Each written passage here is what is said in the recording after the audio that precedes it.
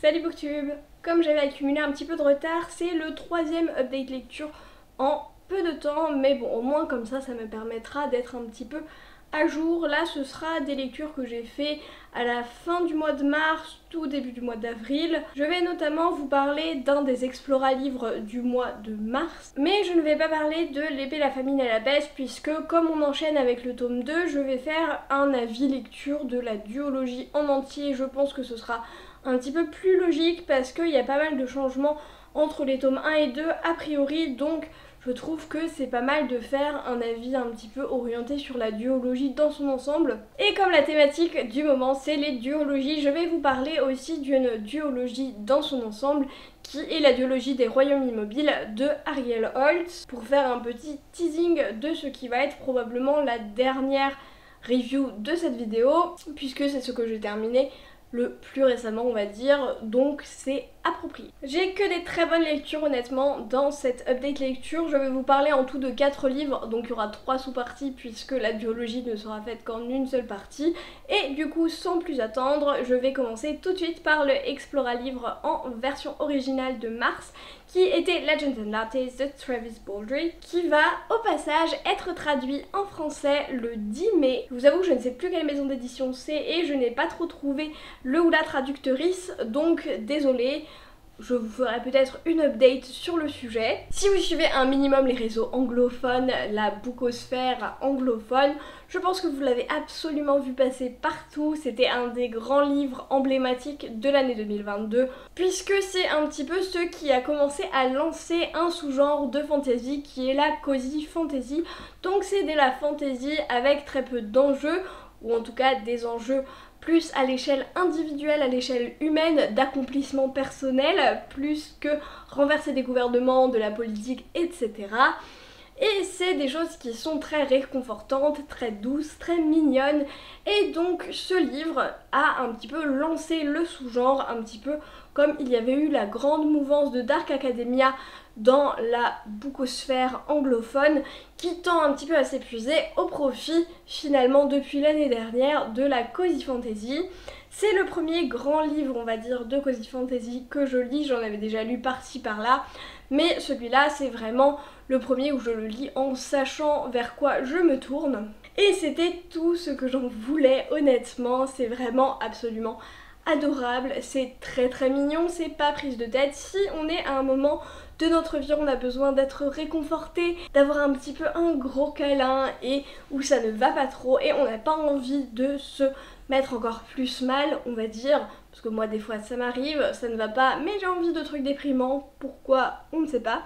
Mais voilà, si vous avez envie d'un truc très réconfortant qui se rapproche du chocolat chaud avec la couette en hiver, vous voyez le genre, je vous le recommande absolument. Je vais vous faire un bref résumé, mais comme il y a très peu d'enjeux, il n'y a pas grand chose à en dire. On va suivre le personnage de Viv, qui est une orque, qui décide de plaquer sa vie un peu classique d'orque qui combat des trucs, qui fait des quêtes, etc. Qui est un peu mercenaire en fait. Et elle va décider d'ouvrir un café dans une ville qui ne connaît pas du tout le café. Et donc elle décide de le faire découvrir à un petit peu tout le monde.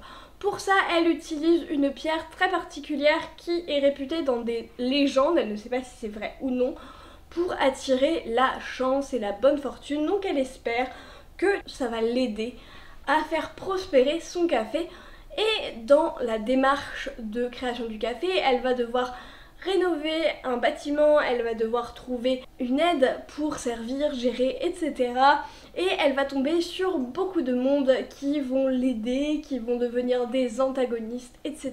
Et on va suivre un petit peu l'épopée de ce café. Voilà, je ne vais pas en dire beaucoup plus, il y a peu d'histoire, mais c'est le principe, c'est ce qu'on en attend. Et encore une fois, c'est vraiment tout ce que j'en voulais, c'est très réconfortant. Je trouve que la grande force du livre, c'est vraiment les personnages, puisque c'est souvent aussi le but de ce genre de livre. Comme on délaisse un petit peu l'histoire, le world building est aussi très peu compliqué. Et du coup, il nous reste les personnages sur qui on va se concentrer vraiment.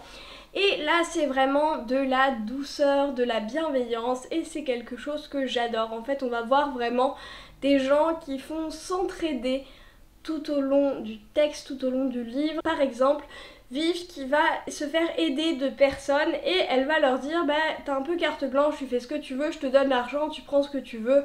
Et en fait elle va vraiment essayer de les aider eux-mêmes, de leur faire accomplir leurs rêves et leurs ambitions à eux. Et c'est vraiment ça que j'ai trouvé hyper doux. Et en plus au fil du temps, toutes les personnes qu'elle a aidées vont à leur tour l'aider quand elle en a besoin.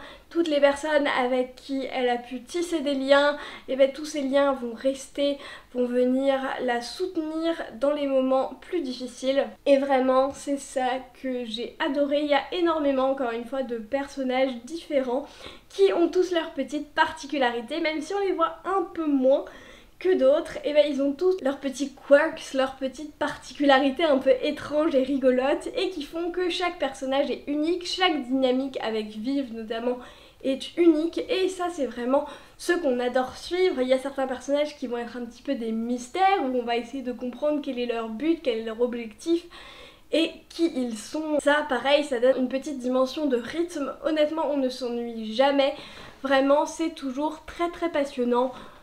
Dans le style, hein, évidemment, c'est un petit peu lent, évidemment, puisqu'il n'y a pas d'enjeu majeur, mais ça, vous vous en doutez. Mais le rythme est quand même très bien, il ne se passe pas rien du tout, au contraire, c'est vraiment des choses assez marquantes qui vont se passer dans le cours de l'histoire, parce qu'on a quand même une intrigue en filigrane derrière, même si ce n'est pas, encore une fois, de tuer le roi et de renverser le royaume, mais il y a quand même une histoire et il y a quand même des choses assez dramatiques qui se passent, un petit peu trop dramatiques pour moi, je dois l'avouer. C'était vraiment tout ce que j'en voulais. Je pense que si on va avec l'a priori adapté, c'est-à-dire que ce sera de la cozy fantasy, qu'il ne faut pas s'attendre à des grands enjeux, que on va aller dans un truc réconfortant, on ne peut qu'être séduit par ce livre parce que vraiment c'est pas pour rien qu'il a lancé un petit peu le genre et que c'est devenu une référence parce que vraiment je trouve qu'il le mérite. Encore une fois, si on n'y va pas avec des attentes de high fantasy et de epic fantasy plus traditionnelles. Ce n'est pas du tout le cas. En tout cas, j'ai beaucoup aimé, je lui ai mis la note de 4 sur 5. L'anglais est plutôt très facile, honnêtement, il y a assez peu de termes très spécifiques, contrairement à tout ce que je lis à peu près en ce moment, j'ai l'impression. Mais du coup, je mettrai à l'anglais la note de 2 sur 5. Ensuite, dans un style totalement différent parce que j'avais envie de changer, tout ça c'était beaucoup trop doux, beaucoup trop mignon, beaucoup trop adorable pour moi, qui ne suis qu'un cœur de pierre, qui ne suis que quelqu'un qui aime tout ce qui est sombre, tout ce qui fait peur. Non, c'est pas vrai, c'est juste que j'avais envie de changer et que c'était une nouvelle sortie du mois. Il s'agit d'une autrice que j'avais énormément envie de découvrir cette année. Et j'ai de toute façon prévu de lire 3 ou 4 autres livres d'elle dans l'année, donc je suis contente d'avoir apprécié celui-là. Il s'agit de A House with Good Bones de T. Kingfisher, qui est une autrice américaine qui est réputée pour faire des histoires assez étranges, assez creepy, et là ça ne fait pas exception puisqu'on est sur une histoire de fantastique un peu horrifique qui est très étrange. Bon, c'est du fantastique donc on s'en doute un petit peu, mais j'ai trouvé que ça fonctionnait très bien pour ce que j'en attendais. En tout cas, c'est vraiment du pur fantastique, encore une fois, avec toute une dimension d'enquête, un petit peu de choses bizarres qui vont se dérouler, où on ne sait pas ce qui est vrai ou ce qui n'est pas vrai, et ça va petit à petit escalader dans un truc plus magique, plus irréel, mais ça on le sait dès le début quand on lit un petit peu le pitch du roman. Pour résumer, on va suivre une jeune femme qui est archéologue d'insectes. En gros, elle va sur les fouilles archéologiques et elle étudie les insectes qui sont présents pour avoir des indices sur l'époque, parce qu'apparemment ça donne des indices. Enfin, en gros, elle est spécialisée et passionnée d'insectes, ce que j'ai trouvé hyper cool, et c'est une scientifique, c'est important pour l'histoire, qui a une fouille qui est annulée malheureusement et elle a déjà donné sa place dans sa coloc et donc elle doit retourner habiter avec sa mère qui habite sur la maison de sa grand-mère, et dès qu'elle arrive elle se rend compte que sa mère a beaucoup changé. Elle refuse que qui que ce soit utilise des jurons, elle se met à faire la prière avant de manger alors qu'elle a toujours détesté ça. Elle a remis toutes les vieilles photos qu'elle détestait mais que sa grand-mère adorait sur les murs. Voilà, sa mère est assez bizarre, Elle a l'air très angoissée tout le temps, elle n'arrête pas de lui demander si elle ne veut pas sortir de la maison. Et de façon étrange, dans le jardin, il y a un très beau rosier qui prend à peu près tout le jardin et il n'y a pas un seul insecte dessus, ce qui perturbe beaucoup notre protagoniste. Et donc elle va commencer à essayer de réfléchir à tout ça, à pourquoi sa mère est aussi bizarre, aussi stressée et pourquoi il n'y a pas d'insectes. Et petit à petit les choses vont un petit peu s'accélérer. J'ai trouvé que c'était vraiment très creepy et très étrange comme petite ambiance et que ça fonctionnait très bien pour un petit livre de fantastique. La dynamique avec l'accélération progressive qu'on voit habituellement dans ce genre de récit est très bien fait. Je trouve qu'on a un très bon rythme, une très bonne gradation où nous, en tant que lecteurs, on sait ce qu'on va avoir et donc on voit un petit peu les choses venir un petit peu avant.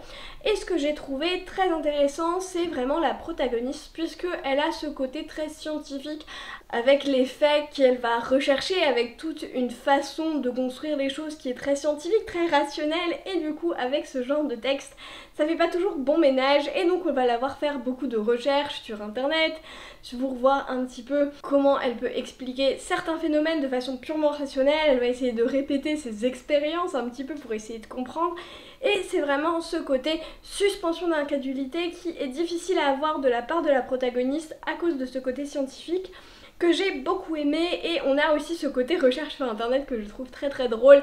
Par exemple, elle va rechercher sur internet les symptômes un petit peu de sa mère et se dire que de toute façon c'est un peu pourri parce que c'est des recherches de symptômes et de maladies sur internet, et donc ce genre de choses qu'on fait un petit peu tous, tout en sachant que c'est pas optimal.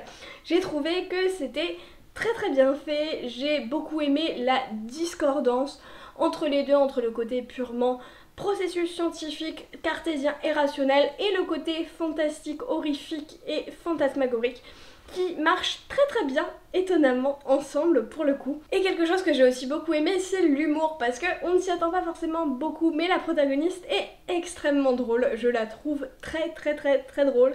J'ai beaucoup ri, et il y a tout un tas de remarques un petit peu witty, un petit peu sassy, que j'adore.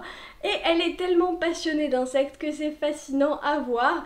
Par contre, en anglais, c'est vrai que, je vous ai dit, en ce moment, je lis beaucoup de trucs avec des vocabulaire très spécifique. Bah là, le vocabulaire des insectes, c'était pas forcément ce que je maîtrisais le mieux, mais bon, c'est anecdotique, on peut très bien faire sans. Mais j'ai adoré la protagoniste, j'ai trouvé que vraiment elle était très drôle, très intéressante à suivre, et que c'était le genre de protagoniste parfait pour ce genre de texte. J'ai un peu de mal avec les protagonistes qui, dans notre période actuelle, sont trop crédules sur ce qui se passe, un petit peu à la mode tu es un sorcier Harry, ah ok d'accord je suis un sorcier. Voilà, c'est un petit peu difficile pour moi à croire, et là j'ai trouvé que ce côté très réfractaire à tout ce qui est magique, tout ce qui n'est pas cartésien, était très cool et très bien fait. Je sais que ça pourra en énerver quelques-uns ou quelques-unes, mais moi c'est vraiment ce qui me parle, parce que je m'imagine un peu à sa place et je pense que je serais pareil. En gros, c'était vraiment une très bonne découverte. J'ai hâte de lire les autres livres de l'autrice. Franchement, c'est une histoire qui passe hyper bien. J'ai bien ri, j'ai eu quand même un petit peu peur sans que ce soit too much. Même si vous n'aimez pas l'horreur, c'est plus de l'horrifique fantastique que vraiment de l'horreur en tant que telle. Je lui ai mis la note de 3,75 sur 5. Et vraiment, si vous aimez les trucs un peu glauques, je recommande. Évidemment, il est sorti le mois dernier, donc on n'a pas de notion de traduction ou quoi que ce soit, mais les autres romans de T. Kingfisher n'ont pas trop été traduits pour le moment, donc celui-là, j'ai pas l'impression que ce soit le cas. L'anglais est assez globalement accessible, même s'il y a tout le vocabulaire insectes, sciences, etc. qui font que c'est un peu plus difficile. Je lui mettrai la note de 3 sur 5, mais vraiment une très bonne découverte. Et enfin donc je vais vous parler de la duologie, comme promis, des Royaumes immobiles de Ariel Holtz, donc le premier tome, La princesse sans visage, et le deuxième tome, La reine des chimères, qui sont parus aux éditions Slalom. J'avais un petit peu peur de me lancer dans ces livres puisque j'en ai marre des failles. Vraiment, c'est vraiment pas quelque chose qui me parle, il y en a trop eu, j'ai un peu ce sentiment de dystopie qu'on avait dans les années 2010-2015, où là, au bout d'un moment, trop c'est trop, il faut dire stop. Mais quand j'ai vu qu'ils étaient disponibles gratuitement, inclus avec l'abonnement sur Audible, je me suis dit pourquoi pas, c'est l'occasion, on les a lus un petit peu, enfin écoutés un petit peu ensemble en même temps avec Lucie, donc c'était très sympathique et je dois avouer que c'était une très bonne surprise que je n'attendais pas forcément. J'ai beaucoup aimé des livres précédents d'Ariel Holz et c'est un auteur en qui j'ai totalement confiance pour faire des trucs très intéressants, mais là c'était vraiment une surprise très agréable et vraiment je ne m'attendais pas forcément à ça. Pour vous faire un résumé, on va suivre le personnage de Ivy qui est une jeune femme qui est maudite puisqu'elle est condamnée à porter un masque et si les gens la voient sans son masque, eh ben ils deviennent fous et se tuent ou essayent de la tuer. Elle a été élevée dans un manoir mais ses domestiques sont morts et donc elle est toute seule depuis à peu près 10 ans, donc elle vit complètement recluse et totalement seule. Et un jour, un monsieur vient la chercher en lui disant que en fait elle est la fille du roi gris, un de ce qu'on appelle les monarques des saisons, donc les 4 monarques faées qui règnent sur les terres immobiles. Et donc elle est la fille du roi gris qui a perdu la guerre du fer froid, qui a opposé les monarques des saisons. Sauf que quand il n'y a que 3 monarques, et ben les choses sont un petit peu instables et donc il y a besoin d'un 4e monarque et il y a des épreuves de sacre qui sont lancées par les autres monarques.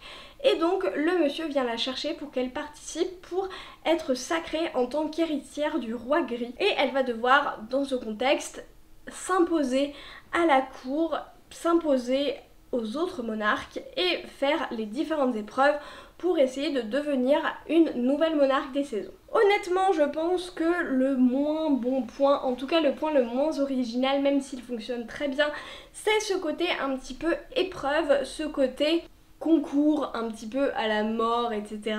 où on va devoir éliminer les autres, on va devoir être la meilleure avec une succession d'épreuves à faire. C'est un peu quelque chose qu'on a déjà vu pas mal de fois, mais c'est un processus qui ne me gêne pas particulièrement.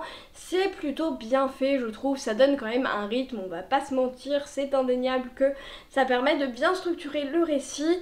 Je sais que ça en a gêné certains et certaines de par le côté déjà vu et habituel peut-être, mais personnellement moi ça ne m'a pas plus dérangé que ça et franchement ça donnait une très bonne cadence au récit. Pour un texte aussi court, je pense que c'était important de faire un truc qui fonctionnait bien, surtout qu'il y a beaucoup d'autres choses qui sont développées, donc vraiment j'ai trouvé que ça passait extrêmement bien pour le genre de texte que Ariel Holz voulait faire. Mais dans le tome 2 c'est vrai qu'on change totalement, on est sur quelque chose de beaucoup plus politique, de beaucoup plus manipulation, machination, complot, etc. Donc si c'est quelque chose que vous n'avez pas aimé, mais que le reste vous avez plutôt bien aimé, vous pouvez peut-être continuer avec le tome 2 puisque on est vraiment sur une histoire un petit peu plus originale, un peu plus intéressante. Et c'est vrai que, encore une fois, je pense qu'on avait besoin de cette histoire assez simple, assez basique d'une certaine façon, puisque on a tout un univers à découvrir dans assez peu de pages globalement. Et dans le tome 1, c'est vraiment ça, on va découvrir un univers qui est extrêmement riche, extrêmement varié et divers, avec beaucoup de créatures différentes. Et c'est pas toujours quelque chose que j'apprécie, mais je trouve que là c'est très cohérent, ça fonctionne très bien. On n'essaye pas de nous expliquer les tenants et aboutissants de chaque créature, chaque chose, chaque intrigue, etc. Parce que ça aurait été un peu trop, mais les créatures sont là. Elles existent, il y a donc les faées qui sont au-dessus de tout le monde, les Cides.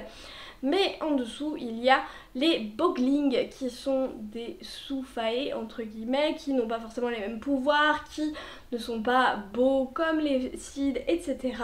et qui sont discriminés, qui sont relégués au rang de serviteurs, etc. On a vraiment toute une hiérarchie, tout un univers qui est développé, vraiment un univers politique et de cours qui est développé, qui est très intéressant, très cohérent et qui honnêtement change pour des faées puisque on reste sur quelque chose de très beau mais sombre et toujours avec des grosses manipulations, etc. Mais en même temps, on retrouve quelque chose qui, moi, me manque beaucoup dans les failles actuelles. C'est un côté très onirique et très féerique, un petit peu, malgré le côté très sombre, et je trouve que là on le retrouve vraiment avec les types de magie qu'ils vont pouvoir utiliser. C'est des choses qui sont utilisées à des fins très sombres mais c'est toujours beau en fait. On peut détruire des personnes en les transformant en glace, on va pouvoir faire germer des graines, faire pousser des plantes, etc. parfois pour tuer des gens. Il peut y avoir certaines personnes qui vont utiliser des flèches particulières et en gros quand elles se plantent dans quelqu'un, eh ben, elles explosent de fleurs. Donc on a en même temps ce contraste entre la beauté brute des fae, hein, qui est bien connue, la beauté de leur magie, de leur art comme ils appellent ça, et en même temps le côté très sombre qui fait qu'elles sont très manipulatrices, qu'elles font des choses terribles, et ça c'est vraiment bien associé, beaucoup plus que ce qu'on peut avoir autrement. Et il y a encore une fois ce côté très onirique. Par exemple, on va avoir des manteaux qui vont être tissés dans le clair de lune, la présence de chimères, toutes les notions de rêve, etc. qui sont très importantes. Enfin voilà, on a vraiment ce côté très féerique qui manque beaucoup dans les fae actuellement, qu'on a perdu alors que c'est dans la mythologie originelle, hein, de la fae. Et donc je trouve ça hyper cool qu'on retrouve ce côté-là, tout en ayant encore une fois un côté très sombre, et j'ai été impressionnée par le côté sombre justement du livre, puisque j'ai trouvé que malgré un manque de communication sur le sujet, c'est-à-dire que ce n'était pas un point d'intérêt marketing du livre, contrairement à d'autres livres que j'ai pu lire à cette période-là, L'épée, la famine et la peste. Ici, en fait, j'ai trouvé que c'était très sombre, qu'il y avait des moments très glauques, très graphiques, de scènes de violence, d'horreur qui peut se passer, soit psychologique, soit physique. Et tout ce qui peut se passer, je trouve que c'était très bien décrit. La plume de Ariel Holst fonctionne à merveille. Et vraiment, je m'attendais pas à ce que ce soit aussi sombre, et c'est très bien pour un univers de fae.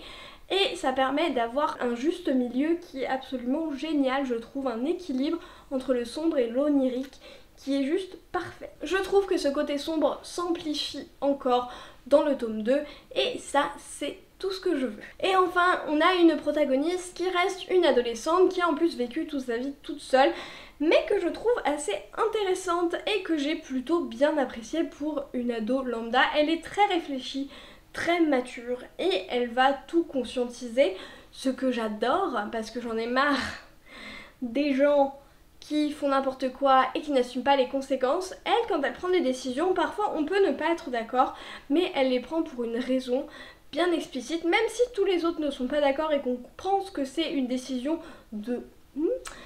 Elle va dire je prends cette décision parce que je ne peux pas me permettre de laisser un tel mourir, je refuse ça, et après s'il y a des conséquences elle les accepte et elle endure et elle fait ce qu'elle a à faire derrière. Et je trouve aussi qu'elle n'a pas peur de faire des choses mauvaises quand le bénéfice extérieur est plus grand que la chose qu'elle doit faire. Il y a des choses où elle va mettre une limite très claire en disant je refuse de faire ça, mais après elle va bien vouloir faire d'autres choses qui sont horribles, encore une fois en justifiant ses raisons, et c'est ça que j'ai beaucoup aimé. Elle assume vraiment ses décisions et ses choix, et je trouve qu'elle évolue aussi beaucoup. Au début on voit qu'elle a beaucoup de mal avec l'horreur finalement de la cour et tout ça, elle n'a pas du tout l'habitude de genre d'horreur que peuvent faire des fae vieilles de plusieurs centaines d'années, et au final elle va beaucoup changer, se faire à la manipulation qui règne dans la cour, se faire à tout ce qui va être ambiant, à toutes les horreurs qu'on peut voir sans jamais s'y résoudre elle-même. Elle va vraiment être très réfractaire à faire des choses qui vont faire du mal aux autres, mais elle va s'y faire, elle va apprendre les codes petit à petit, et je trouve qu'on la voit vraiment grandir au cours de ces 2 tomes et vraiment prendre sa place, sa juste place qu'elle peut avoir dans toutes ces manipulations, ces machinations, et elle va devenir elle-même un petit peu retorse, et ça je trouve ça hyper cool. Bref, j'ai vraiment beaucoup aimé, c'est une très bonne surprise, très agréable surprise, je ne m'attendais pas à apprécier autant. Pareil, il y a quelques retournements de situation et choses inattendues que je n'ai vraiment pas du tout vu venir, et je trouve que c'est vraiment trop bien. Extrêmement bonne surprise que je n'attendais pas franchement. Ariel Holst parvient une fois de plus à me surprendre en bien, et donc chapeau à lui. Et franchement, si vous aimez ce genre de livre, je sais qu'il y a beaucoup de gens qui ont beaucoup apprécié, donc n'hésitez pas à essayer. Si en plus vous avez un abonnement sur Audible, la narratrice audio est plutôt très bien, j'aime beaucoup sa façon de raconter, donc c'est inclus dans l'abonnement, vous pouvez l'avoir gratuitement, donc n'hésitez pas à tenter. J'ai mis 4 sur 5 aux 2 livres, Donc voilà, très bonne surprise. Donc voilà, c'était tous les livres dont je voulais vous parler. Dites-moi en commentaire si il y a des livres que vous avez lus, si vous n'avez pas les mêmes avis que moi, ou si au contraire je vous ai donné envie d'en lire de nouveaux. N'hésitez pas également à vous abonner, tout ça. Comme d'habitude, je suis extrêmement contente des livres que j'ai pu lire le mois dernier, honnêtement, même s'il y a eu quelques passages à vide, on va dire. Mais vraiment, ça m'a reboosté pour la lecture et j'ai vraiment envie de lire énormément en ce moment, donc c'est parfait. J'espère que c'est le cas pour vous aussi. Je vous souhaite plein de bonnes lectures dans les prochains jours et les prochaines semaines. En attendant le prochain point lecture, on arrête tous de procrastiner, on va prendre un livre et moi je vous dis à la prochaine.